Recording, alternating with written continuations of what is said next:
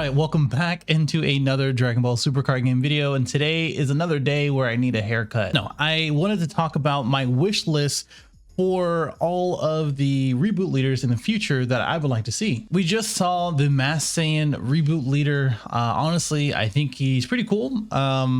He has the same sort of elements of the last Masked Saiyan leader added with the self-awakening, and I think overall it's going to be okay. But with Vegx still running around, depending on what the ban list is going to be in July, I don't really see him getting too much play, but he will probably be kind of a fringe leader, just like how Goku and the Black Masked Saiyan and all these other black leaders that we don't really see will be, or is going to be a fringe leader. Whatever, dude.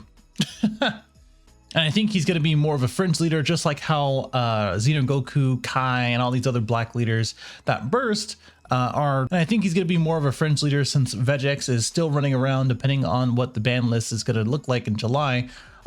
Just simply because, you know, leaders like Goku or Kai or the Black Masked Saiyan, they do a little bit less than what Vegx does, and just like how the Masked Saiyan does, he's kind of in the same boat. Either way, I wanted to go through 5 different leaders, including my prediction, which I had to shoot this a couple times because the Masked Saiyan leader got released on schedule of the video that I originally shot with the Masked Saiyan prediction that I had in this list. But before I begin, let me know what you want to see rebooted in the comments below as far as leaders or archetypes. All right, first up is going to be Pan. Not very surprising. I played Pan since set 3. As soon as she came out, I started playing her, and I went back to her pretty much every single set. Every time I saw something that was like a 2 cost or a 15k that I can draw off of. But unfortunately, her simple just draw on both sides for a 20k or more after it gets boosted is not really that much in today's format, and unfortunately is kind of a big power creep. I will say that Pan did see some play in the last couple store regionals that we just had. It was a red-blue variant, but honestly, you can probably do the same thing with Pan, even just a little bit better, just with launch. Either way, she's a bit of a victim of power creep, just like all the leaders we're going to see here. And to help with that, this is my reboot idea for Pan. And honestly, before I even begin for any of these other ones too, the first thing I will say is that no player should be designing cards. Leave that to the designers. Like, players are terrible at designing cards. Anyway, look at my designs. So the auto is attack and draw 1. So that is going to be kind of the standard for any of these cards that we're going to be looking at. They just need to be drawing on the swing or on the unawakening.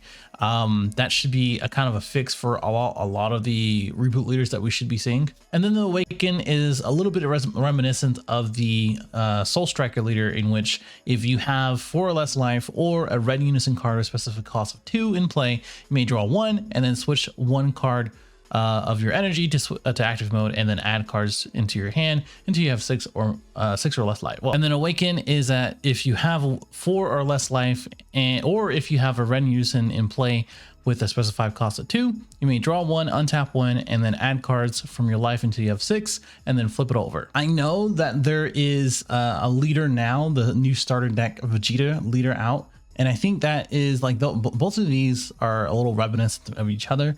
So I'm glad that Bandai is kind of going that route. They could go this route with Pan, or they could go another route, as in like having a certain amount of red Saiyans, just like Red Bardock. But I think this is a really good one. I think Pan should be that generic red leader, or at least close to generic red leader for Saiyans. Now the back end, it says when you attack, you can draw 1, and then you may be able to crit 1 into your drop area, and if you do, you choose up to 1 mono red Saiyan or mono red Saiyan battle card energy cost of 2 or less in your drop area or your hand, and then play it, and then that battle card gains that 5k for the duration of the turn.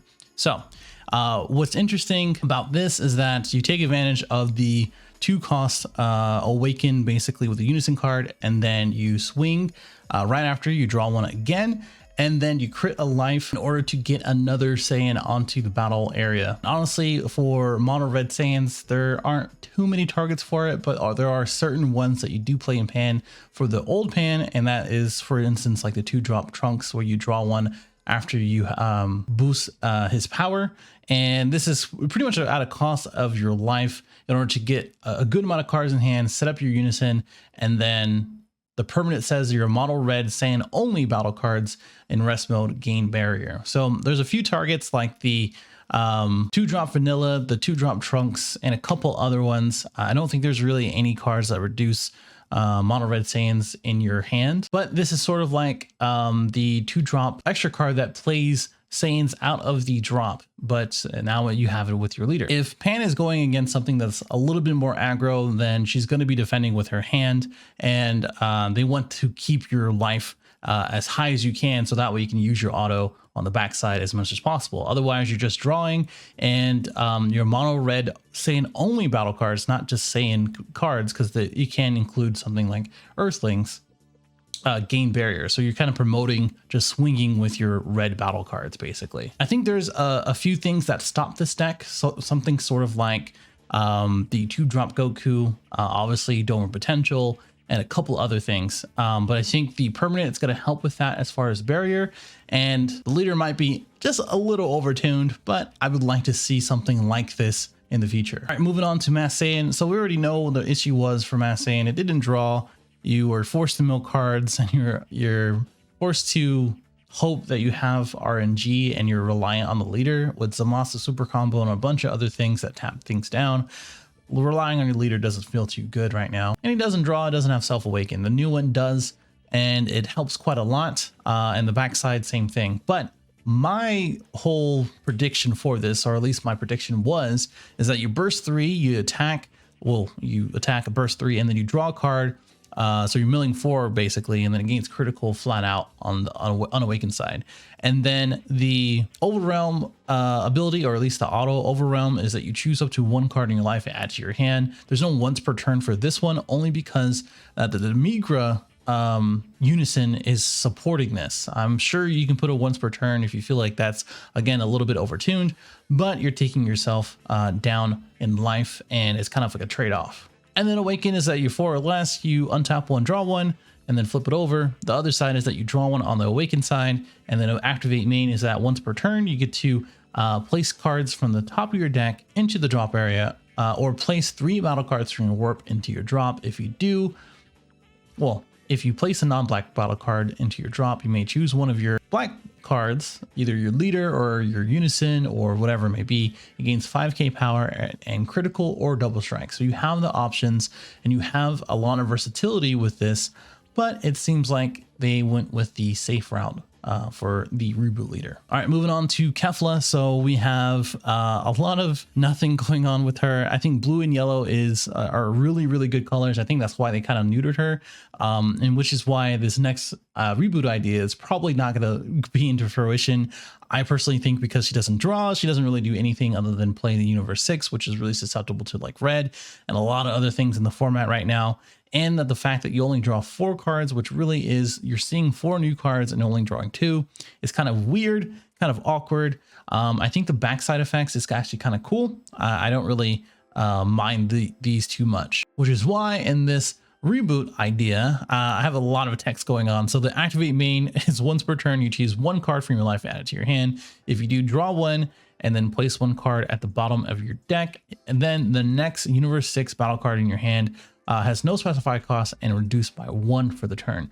So it is sort of like doing the same thing as the other side where you play a 2 or less, which is going to be the targets for this. I highly doubt you're going to be doing too much else other than that. The only really big bad target is going to be the hit. That is reduced for all the cards on your field. If you're removing the specified cost, that is sort of the thing that you kind of want to do. But again, you're taking life, you're staying unawakened, and you sort of have to survive until that and make sure that your board isn't cleared from that as well. But we also have the Surge Awaken, which you have the same thing, blue and yellow card underneath the card, but then you draw 2 cards and flip it over. At the end of the turn, you may choose 2 of your blue energy and switch into active mode. And that's only if it's your turn, because of course you can use activate or Awaken Surge on the opponent's turn. So it's a draw 2 on their turn and then draw 2, untap 2 on your turn at the end of the turn. And now the other side is pretty much the same. It's just that you draw 1 card after you place one from the, well, I should say underneath the card into the drop area, and then you choose any number of your opponent's battle cards equal to your current energy and then place them at the bottom of your deck. So because of this is activate main, you can't really do this in the activate battle step. That'll probably be a little too broken, honestly, but now you get to draw 1 and then remove multiple card targets to bottom deck it. The other effect is pretty much the same. Nothing changed there. Okay, now Raditz. So Raditz is really not that good. He again doesn't draw. He only awakens with 1 energy to flip, and you have to pitch 1 to look at his tutor effect, which is just nuts. The other side, he doesn't draw. He doesn't do anything. I don't even want to talk about the original leader. No one's going to play this leader, and if they do, they're going to swing to another green leader that does it a lot better. Just play Surge Cell if you want to do something with hand control. Anyway, but this is my reboot. The autos that when you attack, you may send 1 model green card from your hand to the warp. If you do, draw 2 cards. And then, so basically reminiscent of the Surge Goku. And the activate main is pretty much the same thing as the original, but you choose 1 card and then place it into your drop area. Look at the top 5 cards of your deck. Choose a red, green, or green Raditz, Vegeta, or Nappa. So you can get like super combos. You can get the archetype that it wants to play in red and green. I think choosing 1 card and sending to your warp might be pretty cool because of the activate main on the awaken side, but whatever. On the 4 or less, you switch 2 to active, and then you swing, you draw 1 card. Pretty standard, honestly. The activate main is that once per turn, you choose 3 mono green cards from your warp and then place them at the bottom of your deck. If your opponent has 6 or more cards in their hand, they must place 1 card from their hand to the warp. So it has that element of hand control. But the other effect is that the auto once per turn, either on your turn or the opponent's turn, when you activate an extra card from your hand, this can be the green IAR or Shocking Death Ball or whatever it may be. You draw 1 card and then you may choose 1 of your opponent's battle cards and it costs a 2 or less and KO it. So that 2 or less is that extra thing that green likes to do. Again, if you do Shocking Death Ball, you can remove two or less battle cards, and I think that's the concept that it wants to do. The 3 mono green cards sort of locks it into mono green. I think that choose 3 mono green cards from your warp into the bottom of the deck is kind of a strict restriction to me, because yes, you're going to be using it on the unawakened side to send mono green cards from your hand to your warp, but these could be basically any of the extra cards that you'd be holding because of the auto effect on the awakened side, and it could be basically like rebrands and things like that. So the critical and then as well as comboing out, you have to put those into the drop in another way instead of using this in placing it to the bottom of the deck, because that's pretty much useless. I think this one's not too bad. I actually like this design. I don't know, whatever. This is okay. Okay, lastly is Android 17 and 18. You saw it coming. I love this leader. This is pretty much the leader that I took to locals and pretty much a lot of other events for a long time. I played Cell Chain for a long time as well. And honestly, it's whatever. It's long overdue in my opinion. Anyway, doesn't draw, doesn't do too much, and it can get starved even though you can awaken at 6 or less. And that doesn't really do too much other than the other side where everything gains 5k power, which is pretty nice. My proposed reboot is pretty broken, honestly. So you still reduce everything in your hand for the 17-18s by 1. And then auto, when you attack, you choose 1 card from your life and add it to your hand. And then choose 1 of your Android cards and it gains 5k power for the duration of the turn. And then the awaken is that if you have 6 or less life, or if you have a 17 or 18 card in your battle area with 25k power or more, you flip the card over and then draw 2 cards. So this is in reference to the starter deck UI Goku. So if you have a red blue, I think universe 7, you get to awaken early. This is the same thing, but now it's 17 or 18. The Android cards is a little bit different too, because there are certain Android cards that are 5Ks, there are certain ones that are 2Ks.